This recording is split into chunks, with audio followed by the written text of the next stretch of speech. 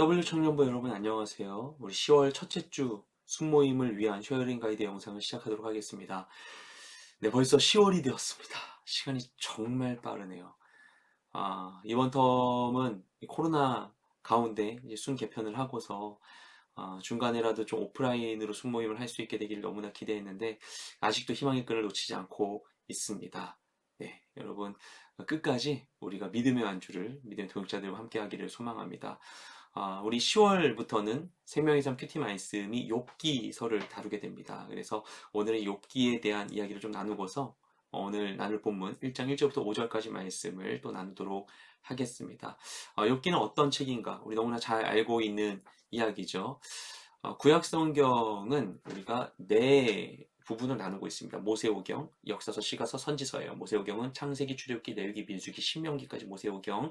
이 역사서는 그 다음에 이제 여호수아, 사사기, 룻기, 사무엘상하, 열왕기상하, 역대상하. 그 다음에 시가서가 있고 그 다음에 선지서들이 나오죠. 이렇게 종류별로 분류가 되어 있습니다. 이 기독교의 구약 분류에 따르면 이렇게 되어 있죠. 그 가운데 욥기는 시가서로 분류하고 있어요. 우리가 먼저 읽게 되는 욥기서 1, 2장은 좀 산문 형태로 그냥 어떤 이야기가 나오고 맨 마지막도 그런 부분이 조금 있는데 중간에 있는 이 대화의 이 내용들은 이 운문체로 되어 있기 때문에 시가서로 분류되어 있습니다. 근데 이 시가서에 속해 있는 성경은 총 5권이 있는데요. 욥기, 시편, 잠언, 전도서, 아가서예요. 그 가운데 욥기를 포함한 세 가지 욥기, 잠언, 전도서는 또 지혜 문헌으로 보기도 합니다.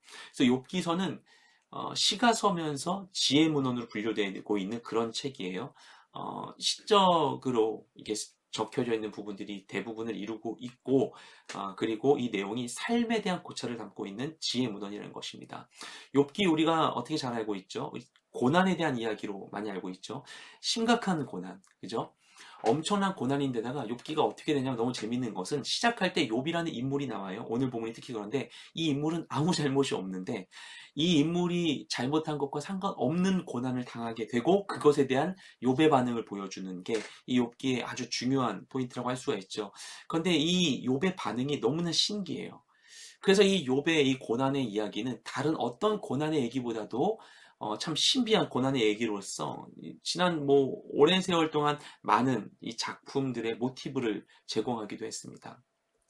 재작년에 나왔던 기독교 영화 교회 오빠라는 영화가 있었어요. 그래서 2019년에 그 당시 리더십 분들 함께 영화를 봤었거든요.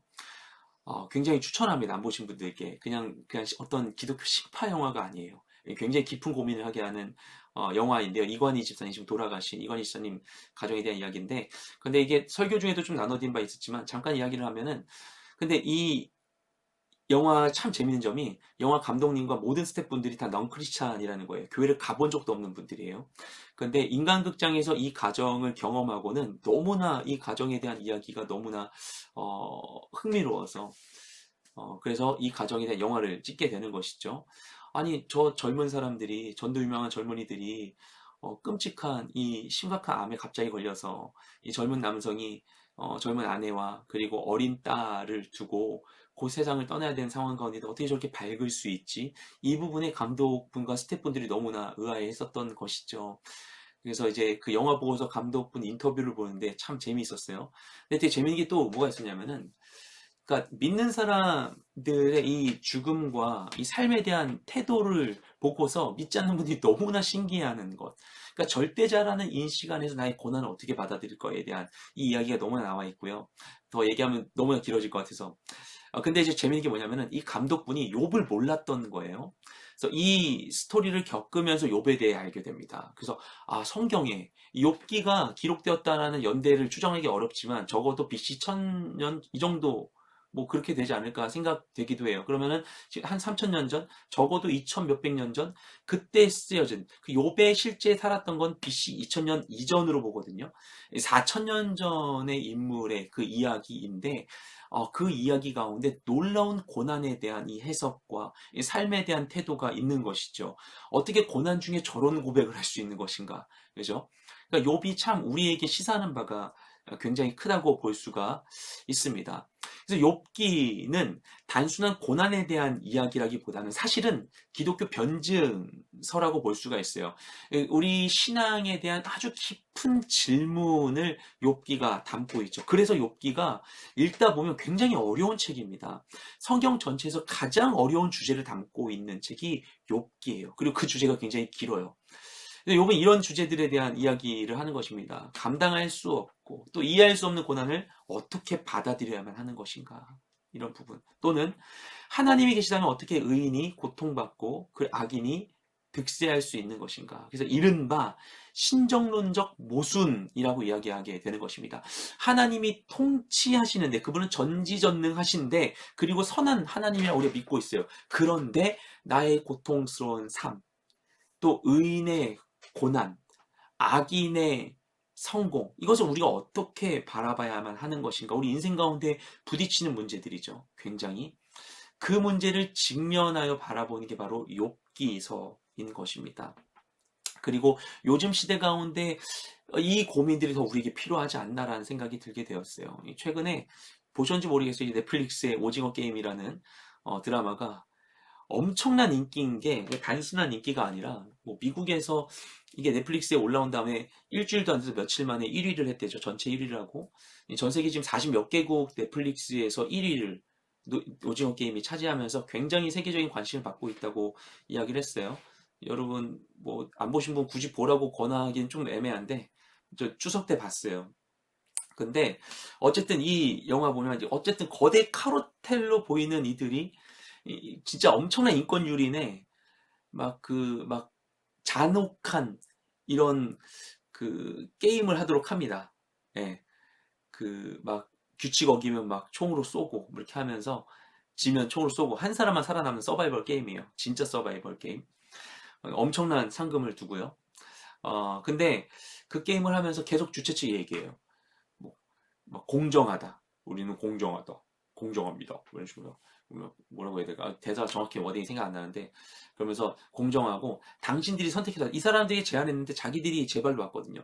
니네들이 선택해갖고 우린 강조하지 않았어. 이게 처음부터 끝까지 나와요. 그리고서 공정하다. 룰 정확하게 해요. 근데 약간 마음이 이상한 거죠. 우리 공정하다고 그들 얘기하는데 보면서도 약간 뭔가 틀린 말이 아닌데 뭔가 좀 이상해. 깨름직해요. 그런 생각이 들어요. 오늘날 세상 가운데 그런 생각들이 좀 많이 드는 것 같아요. 이 오징어 게임이 왜 유행하는가, 전 세계적으로. 그리고 왜 이렇게 힘든 시기에 요즘 같은 때 그 펜트하우스 같은 이런 막장 드라마가 왜 그렇게 선풍적인 인기를 끌었던 것인가. 그 왜 추리물들, 수사물, 범죄 수사물이 왜 이렇게 인기를 끄는 것인가.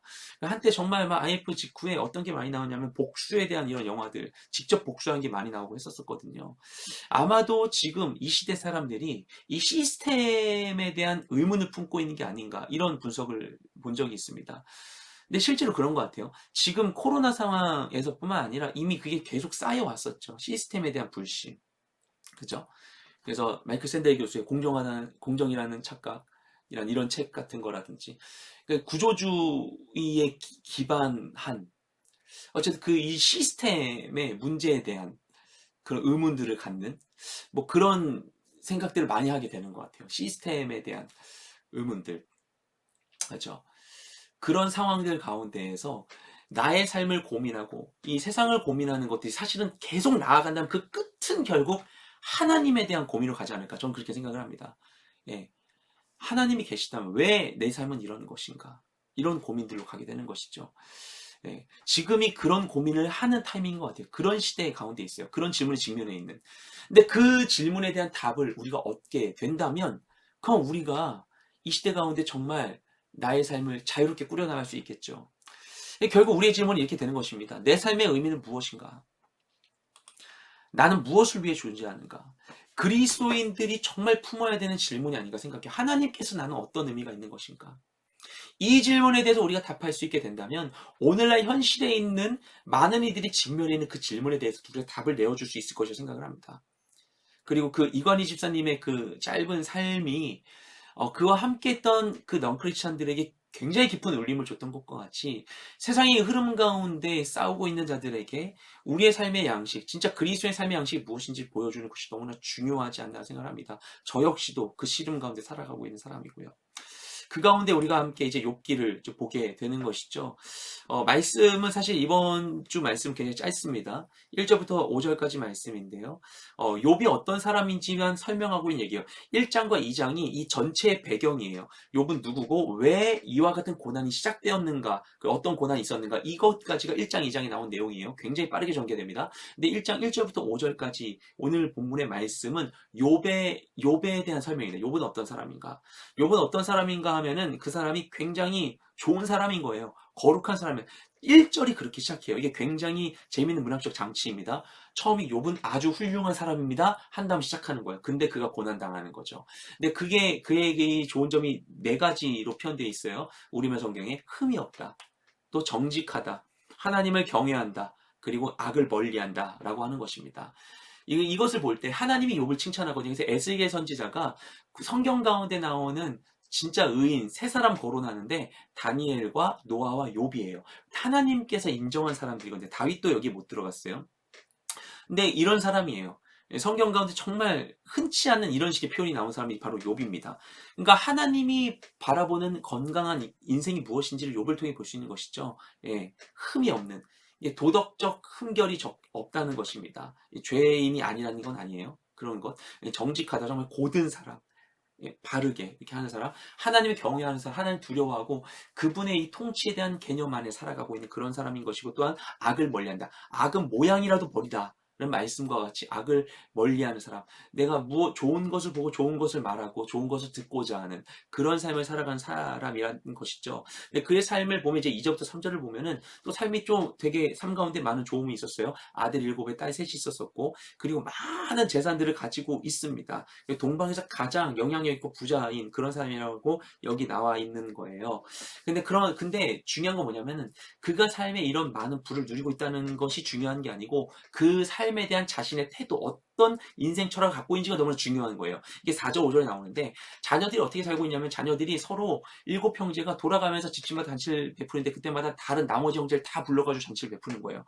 형제 간의 우애가 이렇게 좋아요. 많은 형제들이 있음에도 불구하고. 부모가 좋은 삶의 모델이 되었다라는 것이죠. 그리고 굉장히 가정적인, 가정 중심의 삶을 살았다는 걸 볼 수 있겠죠. 성공주의적으로 막 이렇게 사는 것이 아니라. 또 하나, 가족들이 잔치를 이렇게 하고 나면 잔치가 끝난 다음에 그 잔치 때마다 뭘 하냐면 잔치, 좋아, 우리 가정 행복해, 이걸로 끝나지 않는 거예요. 끝나고 나면 늘 예배 드리는 겁니다. 하나님께 제사를 드린다고 나왔어요. 그때마다 어떻게 하냐, 이 10명의 자녀 한 명 한 명을 위해서 각각 제사를 드렸다고 나옵니다. 네. 이때 아버지가 직접 제사장의 역할을, 레위 지파의 제사장이 아니라 아버지 직접 하는 걸 볼 때 이 욥은 이 아브라함과 같은 이런 족장 시대 아주 옛날 사람으로 우리가 보게 되는 것인데, 어쨌든 간에 하나하나를 위해서 이제 제사를 하는 거예요. 이거 안에서 이 인생에 대한 욥의 이 관점을 알 수 있죠. 왜냐하면 욥은 부자잖아요. 그러니까 자녀들의 삶을 완성시켜 준 게 무엇인가? 야, 너네 이렇게 해도 너 문제 일으키면 아빠가 돈으로 해줄게. 그렇게 생각하지 않는 거예요. 너네 아무리 이게 돈이 많아도 너네 하나님이 도우시지 않으면 안 돼. 또한 너네 죄를 지으면 이 죄의 문제가 너네 삶을 망가뜨릴 거야라는 인식이 있는 거예요. 아무리 돈이 있어도. 그러기 때문에 그는 자녀들이 죄 문제 해결하는 거를 가장 중요시한 겁니다. 자녀들이 죄를 지은 것에 대해서, 또는 알지 못한 죄를 지었을까 봐, 자녀 삶에 어두움, 더러움이 있을까 봐 그것을 위해서 이거 정결케 하고 하나님께 회개하는 이런 예배를 드렸었던 것이죠. 자녀 한 명 한 명에서 매일매일 회개 기도해 주는 그런 아빠와 같은 그런 역할을 해준 것입니다. 이것을 통해서 인생에 정말 중요한 것은 무엇인가, 내가 정말 추구해야 되는 건 무엇인가를 우리가 고민할 수 있게 되는 지점이라는 생각이 듭니다. 그리고 나는 내 인생을 위해서 어떻게 살 것인가, 또한 내 삶을 정결하기 위해서 어떻게 해야 될 것인가, 그렇죠? 그것을 우리 함께 분별하는 그런 나눔이 수모임 가운데 진행되면 좋을 것 같아요. 그래서 내가 지은 죄에 대해서 어떻게 내가 이것을 해결해야 될 것인가, 어떻게 나도 그와 같은 거룩한 삶으로 세상에 영향력 있는 사람이 될 수 있을 것인가, 또는 우리가 보고 듣는 것에 다 우리가 영향을 받게 되거든요. 예. 세상 사람들과 섞여가지고 우리가 하게 되는 그 나눔의 내용들, 직장에서 특히 있는 다른 사람 뒤에서 이제 욕하는 것이라든지, 아니면 우리가 막 좋지 않은 이런 것들 자꾸 보게 되는 거, 그런 영상들, 예. 음란하거나 세상적인 가치관이 굉장히 많거나 폭력적이거나, 그렇죠? 영적으로 좋지 않거나 이런 것들이 자꾸 노출되는 것도 사실 우리를 그 영향을 자꾸 받게 만드는 겁니다. 취약하게 만드는 것입니다. 많은 것들을 우리가 고민해 보고 함께 나누는 그런 귀한 수모임 되시기를 주님의 이름으로 축복드립니다. 네, 그럼 여러분 주님 안에 은혜로운 수모임 되세요. 아! 잠깐요. 놓친 것이 있었어요. 연출이 아니라 정말 놓쳤네요. 중요한 것을. 시간이 벌써 15분이 되어서 이게 굉장히 셔링 가이드 이번에 최대로 긴데 조금만 용서해 주시고 스킵하시면서 또는 두 배속으로 들으셨을 거라 생각하고서 광고가 있어요. Where? 수련회. 네, 우리 코로나 시대 가운데 드리는 수련회인데요.